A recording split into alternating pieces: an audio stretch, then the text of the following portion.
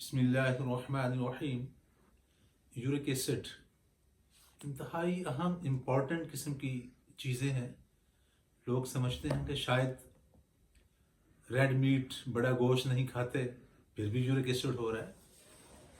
یہ خوب سمجھ لیں کہ ان چیزوں کو اگر نہیں چھوڑیں گے تو یورک ایسڈ کو ٹھیک کرنا بہت مشکل ہے۔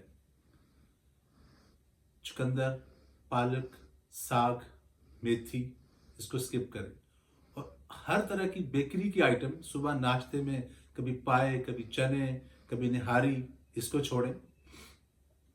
یہ چیزیں بہت زیادہ ضروری ہیں۔ آل ٹائپ آف بیکرز، ان میں یسٹ، خمیر یوز ہوتا ہے۔ پاپے کھا رہے ہیں، رس کھا رہے ہیں، بسکٹ لے رہے ہیں، کبھی عصر کے قریب روٹین بنائی ہوئی ہے چائے کے ساتھ، کبھی فجر میں بنائی ہوئی ہے، ان ساری چیزوں کو چھوڑنا پڑے گا، تب جا کے یورک ایسڈ سے جان چھوٹے گی۔